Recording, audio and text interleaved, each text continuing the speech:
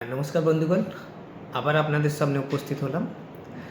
আর আবার তো শুধু দেখবেন যে কী প্রবলেম বলি, প্রবলেমের সঙ্গে সলিউশনগুলো বলি। তো এখন যেটা হচ্ছে যে দেখা যাচ্ছে যে অনেক লোকের মাথায় চুল পড়ে যাচ্ছে, চুলের ডগা ফেটে যাচ্ছে, চুল ওঠা সমস্যা কিন্তু রয়েছে এবং ওনারা নানা রকম ডাক্তারবাবুদেরকে দেখিয়ে এবং আপনার ওষুধপত্র খেয়ে আমাদের কাছে আসেন। তো হোমিওপ্যাথিতেও কিন্তু নানা রকম ওনারা ওষুধ জানেন, যেমন arnica hair oil, jaborandi hair oil, এগুলো কিন্তু বাজারে পাওয়া যায়, ওনারা ইউজ করেছেন তারপরে আসেন।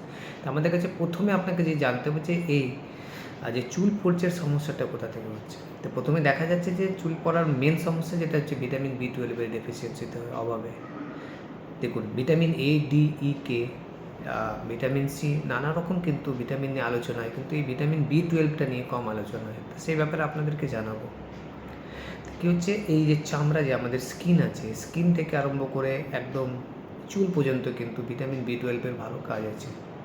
আর এই ভিটামিন B12টা আমরা যদি দেখি, দেখবেন যে রিসার্চ কী বলছে, রিসার্চ বলছে যে 47% আমাদের যে পপুলেশন আছে তাদের মধ্যে ভিটামিন B12 ডেফিসিয়েন্সি রয়েছে। আর এখন নতুন করে আবার দেখা যাচ্ছে যে Indian council of medical research, সেখানে বলছে 57%। Even national institute of science, তারাও বলছে 57% যে আইটিএন আছে, মানে ইন্ডিয়ান টেকনোলজিক্যাল সেক্টরে যারা আছে তাদের মধ্যে ডেফিসিয়েন্সি দেখা যাচ্ছে। লক্ষণ কী আছে না, লক্ষণ হচ্ছে আপনার দেখবেন অলসতা ভাব রয়েছে, ড্রাউজিনেস থাকছে, হাত পাগুলো অসাড় হয়ে যাচ্ছে, মাথা ঘুরছে, এসব লক্ষণ থাকছে। তাহলে ভিটামিন B12 কিন্তু আপনি এই লক্ষণগুলো পাবেন। আর চুল পড়ে যাওয়া, চুল উঠে যাওয়া এবং চুলের ডগা ফেটে যাওয়া, এখানে ভিটামিন B12 ভালো কাজ আছে। এরপর কথা হচ্ছে যে ভিটামিন B12টা পাবো কোথা থেকে। দেখুন, যদি আপনি ভেজিটেরিয়ান হয় তাহলে আপনার একটাই সোর্স থাকে, সেটা হচ্ছে যে ডেয়ারি প্রোডাক্টস, যত মিল্ক থেকে মিল্কের যা প্রোডাক্ট আছে সেগুলো আপনি ইউজ করতে পারেন, খেতে পারেন।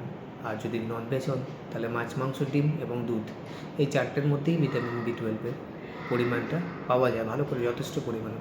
আপনারা এগুলো ইউজ করে দেখুন, খেয়ে দেখুন, অনেক সমাধান পাবেন। তারপরেও তো যদি না হয় তখন আপনারা স্পেসিফিক আপনাদের ডাক্তারবাবুদের কাছে যাবেন।